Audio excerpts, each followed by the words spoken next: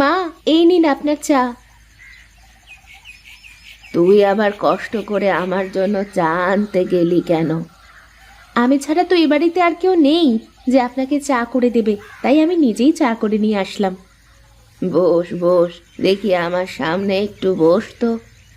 শোন মা, এখন থেকে এ বাড়ি তোর, এই সংসারের সব দায়িত্ব এখন তোর। তার সাথে আমাকে আর আমার ছেলেকে ভালো রাখার দায়িত্ব কিন্তু তোর।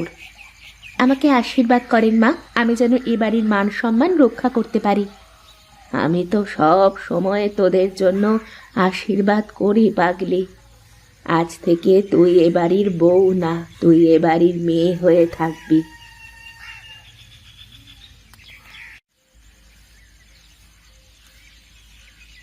এই নে মা, এটা আমার শাশুড়ি আমাকে দিয়েছিলেন, আজ আমি তোকে দিলাম। শোন মা, আমার ছেলেটা একটু দুষ্টু, ও যদি তোকে কিছু বলে তাহলে সাথে সাথে আমাকে বলবি, আমি ওকে দেখব। ঠিক আছে মা, এখন তাহলে আমি যাই, রান্নাঘরে একটু কাজ আছে, আপনি হাত মুখ ধুয়ে খাবার টেবিলে আসেন।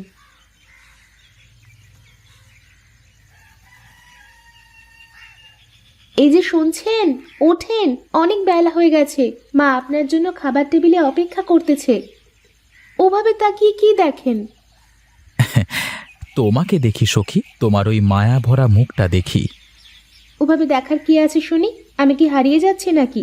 আমি তো আপনারই থাকবো। তোমাকে দেখবার এক বুক স্বপ্ন নিয়ে দিনের পর দিন কত অপেক্ষা করেছি। অপেক্ষার ফল সব সময় মিষ্ট হয়, জানেন না বুঝি আপনি? তা তো জানি, কিন্তু তুমি সেই কখন থেকে আপনি আপনি লাগিয়ে রেখেছ। আমাকে তুমি করে তো বলতে পারো। দু একদিনই কি সব হয় নাকি? একটু সময় তো দেবেন, আস্তে আস্তে সব ঠিক হয়ে যাবে। এখন চলেন তো, মা আপনার জন্য খাবার টেবিলে অপেক্ষা করতেছে। কি? মা আমার জন্য অপেক্ষা করছে? আগে বলবে না তুমি? আমি তো বলেছি, আপনি যদি না শোনেন তাহলে আমি কি করব? যাও যাও, তুমি গিয়ে মাকে খেতে দাও। আমি মুখে এক ফোঁটা জল দিয়েই চলে আসছি।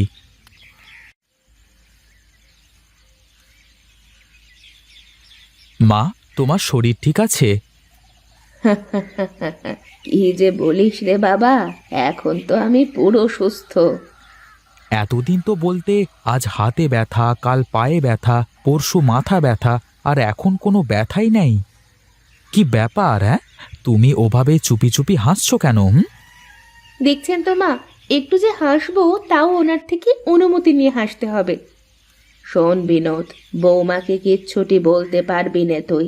আর যদি কখনো শুনি যে তুই বৌমাকে কিছু বলেছিস, তাহলে কিন্তু তোকে কান ধরে বাড়ি থেকে বের করে দেব, এই বলে রাখলাম। নে রে বাবা, যার ঘোড়া তার ঘোড়া নয়, চেরাগদারের ঘোড়া। এতদিন ভাবতাম মা শুধু আমার একারই, এখন দেখছি নিজেই খাল কেটে কুমির এনেছি।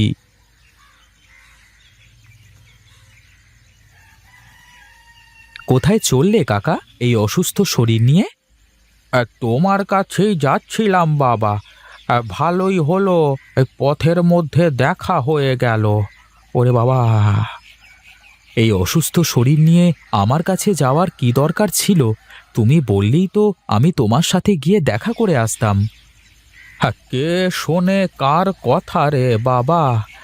আজ দুদিন ধরে ঘরে কোনো ওষুধ খাবার কিছুই নেই। তাই তো আজকে আর না পেরে তোমার কাছেই যাচ্ছিলাম। তুমি কোনো চিন্তা করো না কাকা, তুমি বাড়িতে যাও।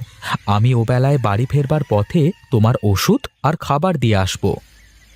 বেঁচে থাকো বাবা, বেঁচে থাকো। আশীর্বাদ করি তোমার ভারের ঘোড়া যেন সব সময় পূর্ণ থাকে। এখন তাহলে আমি চলি বাবা।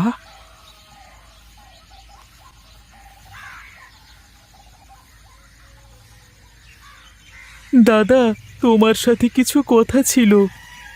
আরে ভোলা, তুই তা বল, কি মনে করে এলি? এ পাশ দিয়েই যাচ্ছিলাম, তাই ভাবলাম তোমার সাথে দেখা করে যাই। বেশ করেছিস। বস বস, চাটা খাই, দুই ভাই বসে একটু গল্পগুজব করি। তারপর কি খবর বল দেখি? তোকে তো অনেকদিন দেখি না, কোথায় থাকিস এখন? বাবা মা মারা যাওয়ার পর নানা বাড়িতে চলে যাই। তারপর থেকে ওখানে থেকেই মানুষ হয়েছি। কিছুদিন হলো গ্রামে এসেছি। দাদা, এই যে আপনাদের চা। চায়েতে চিনি ঠিকঠাক আছে তো প্রতাপদা? এই সব তো ঠিকঠাকই দিতে বললাম দোকানদারকে। খেয়ে দেখেন কি পরিবেশ। আমি যাই, দেখি ওদিকটাতে সব ঠিকঠাক কাজ করছে নাকি। হ্যাঁ, প্রতাপদাকে তো চিনিস, খুব ভালো মানুষ। আমার আড়তের সব কাজ সেই দেখাশোনা করে। তারপর বল। ভাবছি এখন থেকে গ্রামেই থাকবো, কিন্তু কি যে করব কিছুই ভেবে পাচ্ছি না। তাই তো তোমার কাছে আসলাম। বেশ, তো তুই আমার আড়তে চলে আয়, কাল থেকেই কাজ শুরু কর। সত্যি বলছো দাদা? আমার কেমন বিশ্বাসই হতে চাচ্ছে না। তা থাকবি কোথায় এখন তুই? বাড়িতে কি ঘরবাড়ি সব ঠিকঠাক আছে নাকি? ঘর বাড়ি বলতে তো বাপের রেখে যাওয়া ওই কুঁড়ে ঘরটা। ঠিক আছে, তুই কাল থেকে কাজ শুরু কর, তারপর দেখা যাবে।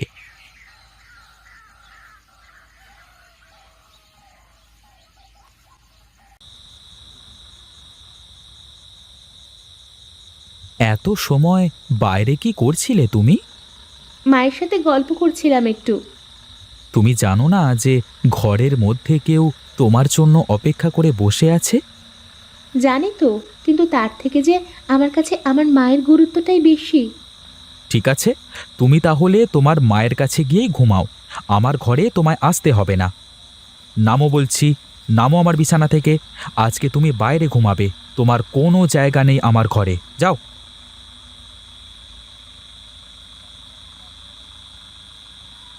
কি বৌমা, কান্না করো কেন? তুই কি কিছু বলেছিস নাকি? মা, আপনার ছেলে আমাকে ঘর থেকে বের হয়ে যেতে বলেছে। বলেছে আজ নাকি আমাকে এ ঘরে ঘুমাতে দেবে না। কি এত বড় কথা? যা, যা তুই বের হ বলছি ঘর থেকে। আজ তোর ঘরে কোনো জায়গা নেই। বৌমা, ওকে ঘর থেকে বের করে দাও।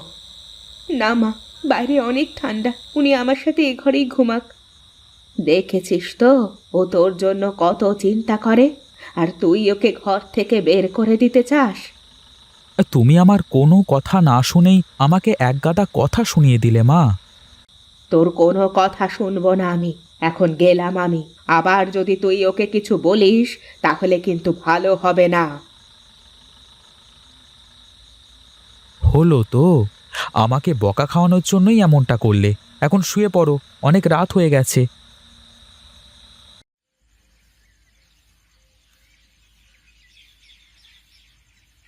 কি রে, তুই এখানে কি মনে করে? এ পাশ দিয়ে যাচ্ছিলাম, দেখলাম তুমি একা একা দাঁড়িয়ে আছো, তাই এখানে চলে এলাম। বেশ বেশ, তা কাজে যাবি তো আজকে থেকে? কাজে যাওয়ার জন্যই তো বেরিয়েছি। তা তুমি এখানে দাঁড়িয়ে কি করো? তোর ভাবির শখ হয়েছে বুনো মাছের পাতুরি খাবে, কিন্তু এখন এই বুনো মাছ কোথা থেকে পাই বলতো দেখি? বুনো মাছ পেতে হলে তো খাল বিল সেচে মারতে হবে দাদা। এই পুকুরের পানিও তো প্রায় শুকিয়ে যাচ্ছে। তাহলে এই পুকুরটা সেচে ফেললে কেমন হয়? তা কথাটা মন্দ বলিসনি, কিন্তু কে সেচে মাছগুলো মারবে বলতো দেখি? কি যে বলো দাদা, তুমি খালি হুকুম দাও, তারপর দেখো কি হয়। ঠিক আছে, তাহলে তুই পুকুর সেচে মাছ ধরবার ব্যবস্থা কর। আমি এই যাব আর এই আসবো দাদা। আজকেই সেচে সব মাছ ধরে ফেলবো।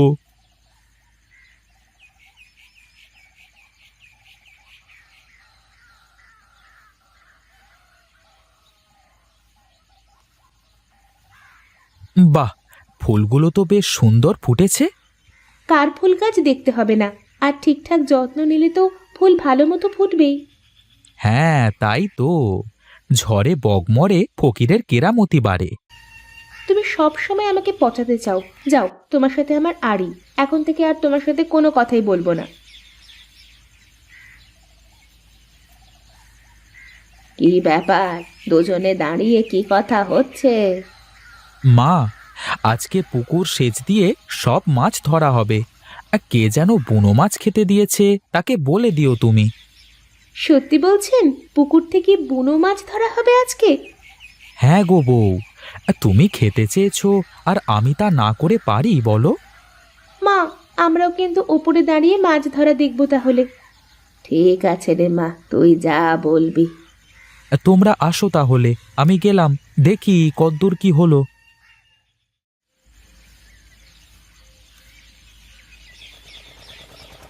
কিরে ভোলা, আর কতক্ষণ সেচা লাগবে পানি?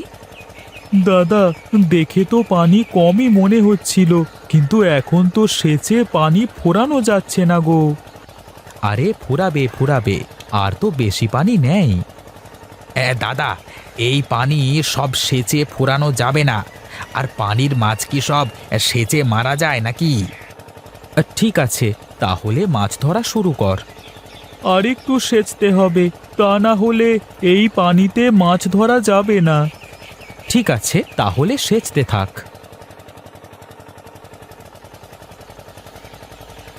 দেখেছেন না, সবাই কেমন মজা করে মাছ ধরতেছে। ছোটবেলায় আমিও এমন করে কত মাছ ধরেছি। ছোটবেলার কথা কি আর ভোলা যায় রে মা? আমার তো মনে হচ্ছে আমিও সবার সাথে নেমে গিয়ে মাছ ধরতে শুরু করি। না না মা, ওই সব কাদা গায়ে লাগানোর কোনো দরকার নেই। শেষে যদি গায়ে ফোঁট টোট বের হয়, তখন আবার আরেক বিপদ হয়ে যাবে। এই যে গিন্নি, তোমার বুনো মাছ। এবার যে মাছ ইচ্ছে হয় সেই মাছ রান্না করে খাও। এত মাছ ও একা খাবে নাকি? আমি কি বলেছি ও একা খাবে? আর একা খেতেই দেবো নাকি? আমাদেরও খেতে ইচ্ছে হয় না বুঝি? আমার জন্য পুকুরে সেচ দিয়ে মাছ ধরা হলো, শুধু আমিই খাবো, অন্য কারোকে খেতে দেব না। ঠিক আছে, যা ইচ্ছে করো। আমি যাই, একটু হরিহর কাকার বাড়ি থেকে ঘুরে আসি, তাকে কয়েকটা মাছ দিয়ে আসি। ঠিক আছে, যা, কিন্তু তাড়াতাড়ি চলে আসিস। আমি আর বৌমা মিলে রান্না করে ফেলি।